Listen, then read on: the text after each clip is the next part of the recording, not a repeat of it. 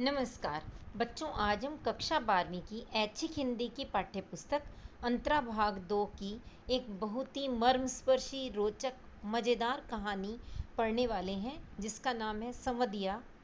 और इसमें वाचन स्वर है डॉक्टर अनुपमा का। यदि आपको यह वीडियो अच्छी लगे इसे लाइक व शेयर कीजिएगा। यदि आप चैनल पर नए हैं तो सब्सक्राइब बटन को दबा दीजिएगा।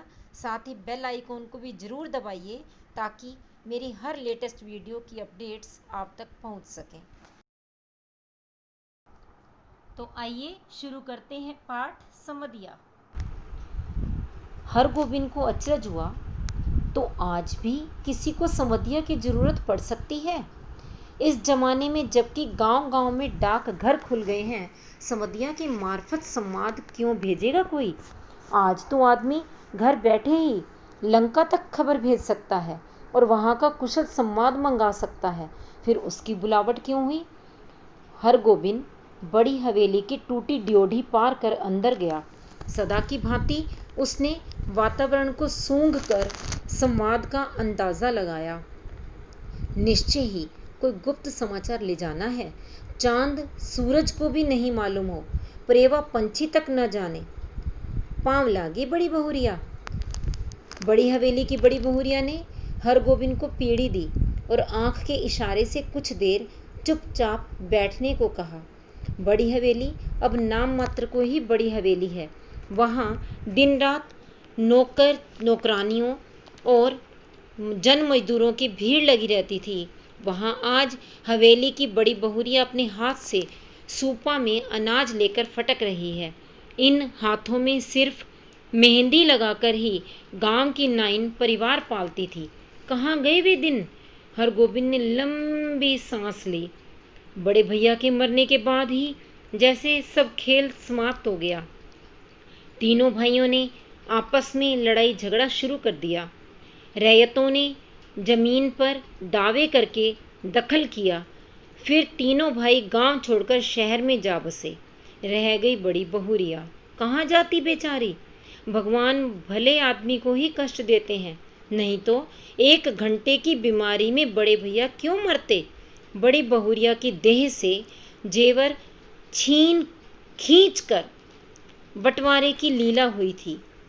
हरगोविंद ने देखी है अपनी आंखों से द्रौपदी चीर हरण लीला।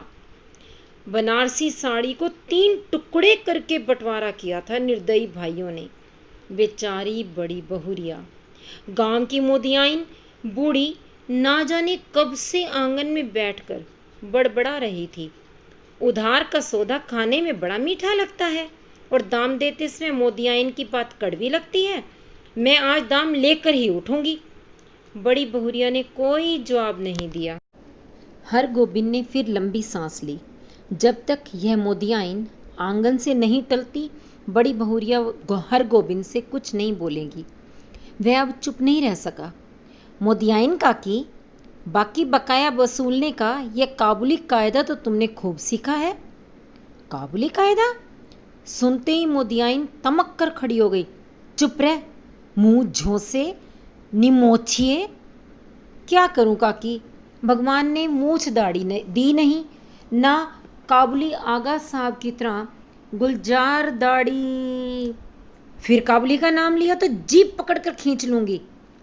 हरगोविंद ने जीभ बाहर निकालकर दिखलाई, अर्थात खींच ले।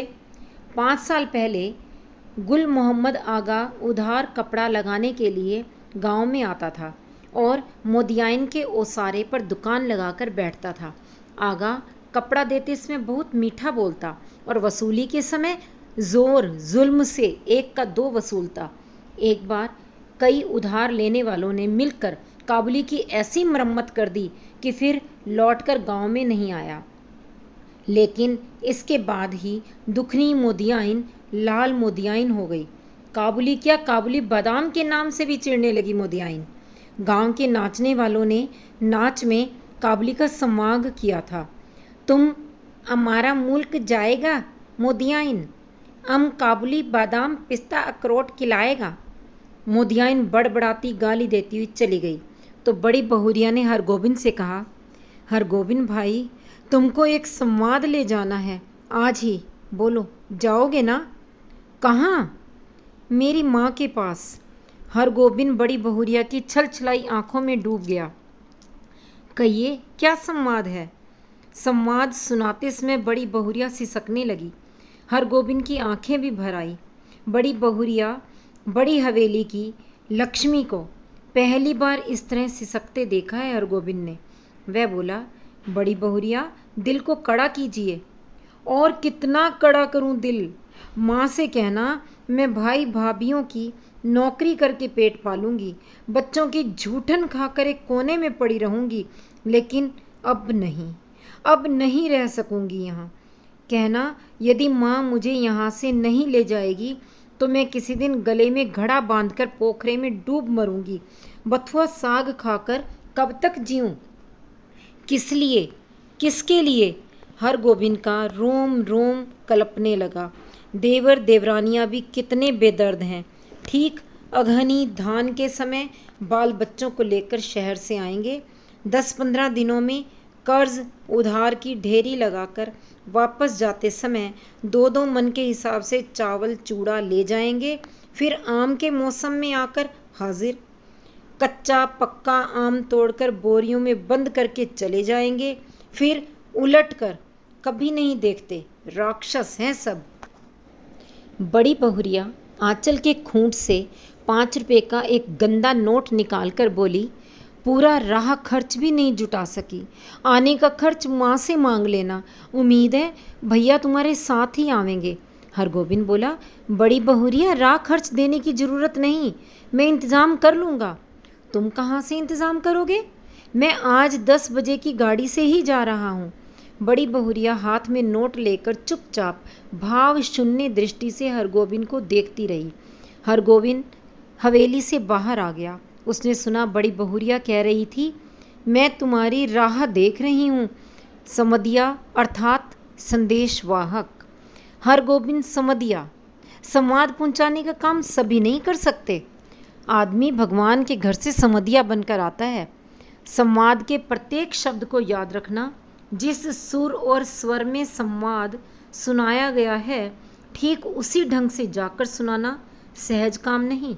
गांव के लोगों की गलत धारणा है कि निठल्ला, कामचोर और पेटू आदमी ही समदिया का काम करता है। न आगे नाथ न पीछे पगहा। बिना मजदूरी लिए जो गांव-गांव संवाद पहुंचावे, उसको और क्या कहेंगे? औरतों का गुलाम। जरा सी मीठी बोली सुनकर ही नशे में आ जाए, ऐसे मर्द को भी भला मर्द कहेंगे? किंतु गांव में कौन ऐसा है जिसके घर की माँ, बहू, बेटी का संवाद हरगोविंद ने नहीं पहुंचाया है? लेकिन ऐसा संवाद पहली बार ले जा रहा है वह। गाड़ी पर सवार होते ही हरगोविंद को पुराने दिनों और संवादों की याद आने लगी। एक करुण गीत की भूली हुई कड़ी फिर उसके कानों के पास गूंजने लगी। पैया पड़ूं दाढ़ी धरूं, हमारो समाद ले जाऊं रे समदिया। या बड़ी बहुरिया के संवाद का प्रत्येक शब्द उसके मन में कांटे की तरह चुभ रहा है। किसके भरोसे यहाँ रहूंगी? एक नौकर था, वह भी कल भाग गया। गायें खूंटे से बंधी भूखी प्यासी हिकर रही है। मैं किसके लिए इतना दुख झेलूं? हरगोविंद ने अपने पास बैठे हुए एक यात्री से पूछा, क्यों भाई साहब, थाना बिहीपुर से डाक गाड़ी रुकती है या नहीं? यात्री ने मानो कुड़कर कहा, थाना बिहीपुर में सभी गाड़ियां रुकती हैं। हरगोविंद ने भांप लिया, यह आदमी चिड़चिड़े स्वभाव का है, इससे कोई बातचीत नहीं जमेगी। वह फिर बड़ी बहुरिया के संवाद को मन ही मन दोहराने लगा। लेकिन संवाद सुनाते समय वह अपने कलेजे को कैसे संभाल सकेगा? बड़ी बहुरिया संवाद कहते समय जहां जहां रोई है वहां वह भी रोएगा। कटिहार जंक्शन पहुंचकर उसने देखा 15-20 साल में बहुत कुछ बदल गया है। अब स्टेशन पर उतरकर किसी से कुछ पूछने की जरूरत ही नहीं। गाड़ी पहुंची और तुरंत भोंपे से आवाज अपने आप निकलने लगी। थाना बिहीपुर, खगड़िया और बरौनी जाने वाले यात्री 3 नंबर प्लेटफॉर्म पर चले जाएं, गाड़ी लगी हुई है। हरगोविंद प्रसन्न हुआ। कटिहार पहुंचने के बाद ही मालूम होता है कि सचमुच सुराज हुआ है। इसके पहले कटियार पहुंचकर किस गाड़ी में चढ़ें और किधर जाएं, इस पूछताछ में ही कितनी बार उसकी गाड़ी छूट गई है। गाड़ी बदलने के बाद फिर बड़ी बहुरिया का करुण मुखड़ा उसकी आंखों के सामने उभर गया। हरगोविंद भाई, माँ से कहना भगवान ने आंखें फेर ली, लेकिन मेरी माँ तो है। किस लिए, किसके लिए मैं बथुआ साग खाकर कब तक जीऊं? थाना बिहीपुर स्टेशन पर गाड़ी पहुंची तो हरगोविंद का जी भारी हो गया। इसके पहले भी कई भला बुरा संवाद लेकर वे इस गांव में आया है। कभी ऐसा नहीं हुआ उसके पैर गांव की ओर बढ़ ही नहीं रहे थे। इसी पगडंडी से बड़ी बहुरिया अपने मैके लौट आवेगी, गांव छोड़कर चली जावेगी, फिर कभी नहीं आवेगी। हरगोविंद का मन कलपने लगा। तब गांव में क्या रह जाएगा? गांव की लक्ष्मी ही गांव छोड़कर जावेगी। किस मुंह से वह ऐसा संवाद सुनाएगा? कैसे कहेगा कि बड़ी बहुरिया बथुआ साग खाकर गुजारा कर रही है? सुनने वाले हरगोविंद के गांव का नाम लेकर थूकेंगे। कैसा गांव है जहां लक्ष्मी जैसी बहुरिया दुख भोग रही है? अनिच्छापूर्वक हरगोविंद ने गांव में प्रवेश किया। हरगोविंद को देखते ही गांव के लोगों ने पहचान लिया। जलालगढ़ का समधिया आया है, ना जाने क्या संवाद लेकर आया है। राम राम भाई, कहो कुशल समाचार ठीक है ना? राम राम भैया जी, भगवान की दया से आनंदी है। उधर पानी बूंदी पड़ा है। बड़ी बहुरिया के बड़े भाई ने हरगोविंद को नहीं पहचाना। हरगोविंद ने अपना परिचय दिया तो उन्होंने सबसे पहले अपनी बहन का समाचार पूछा। दीदी कैसी है? भगवान की दया से सब राजी खुशी है। मुंह हाथ धोने के बाद हरगोविंद की बुलाहट आंगन में हुई। अब हरगोविंद कांपने लगा, उसका कलेजा धड़कने लगा। ऐसा तो कभी नहीं हुआ। बड़ी बहुरिया की छलछलाई हुई आंखें, सिसकियों से भरा हुआ संवाद। उसने बड़ी बहुरिया की बूढ़ी माता को पामलागी की। बूढ़ी माता ने पूछा, कहो बेटा, क्या समाचार है? माई जी, आपके आशीर्वाद से सब ठीक है।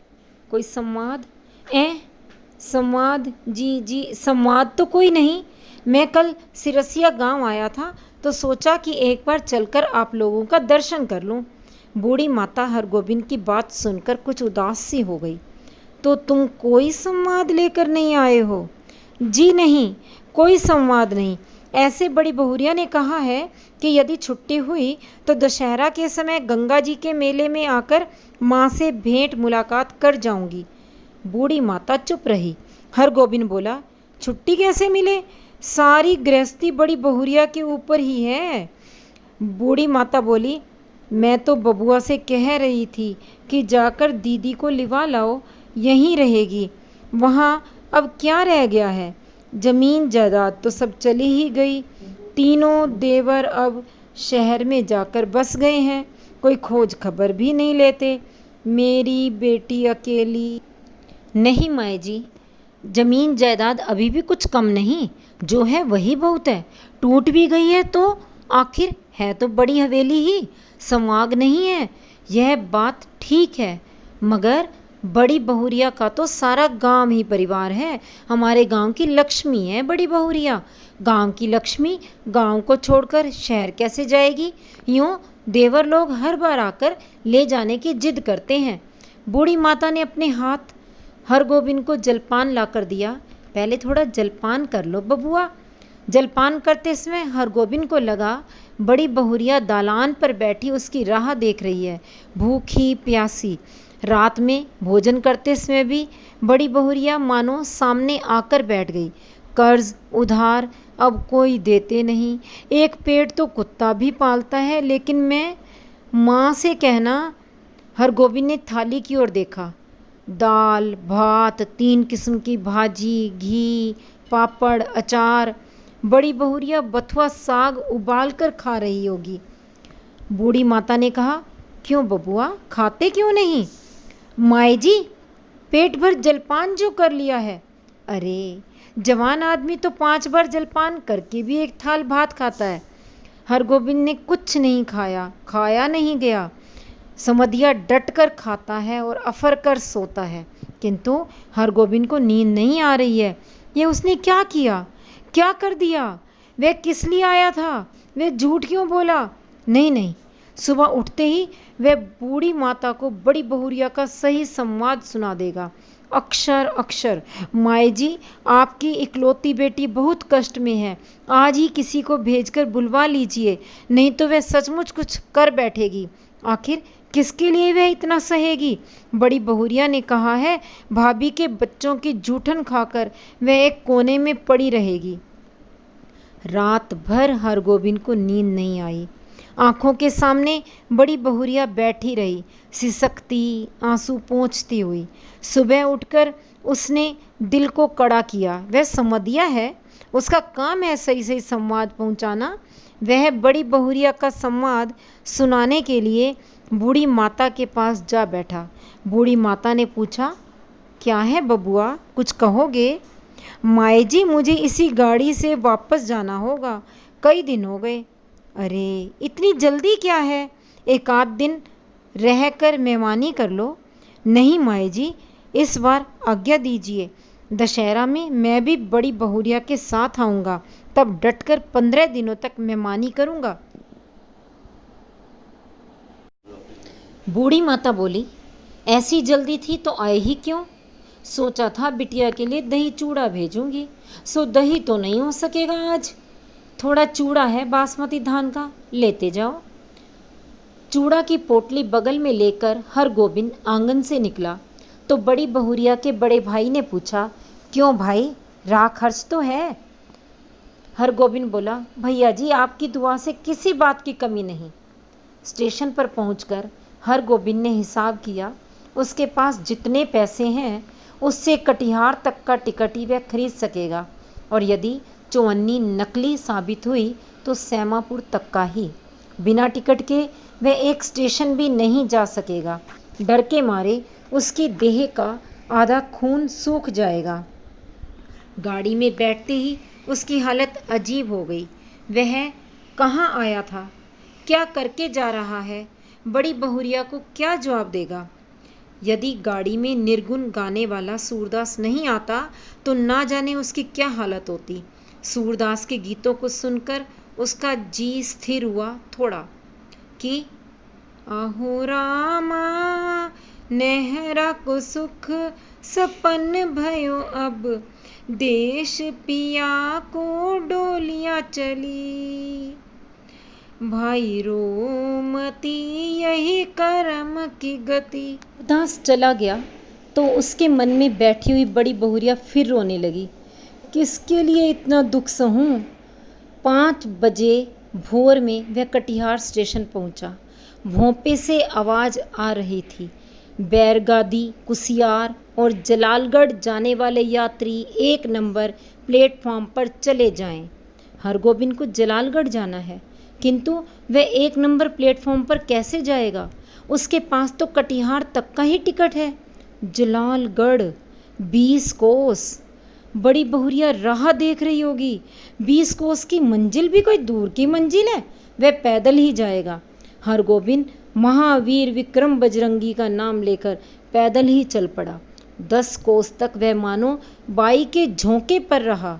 कस्बा शहर पहुंचकर उसने पेट भर पानी पी लिया।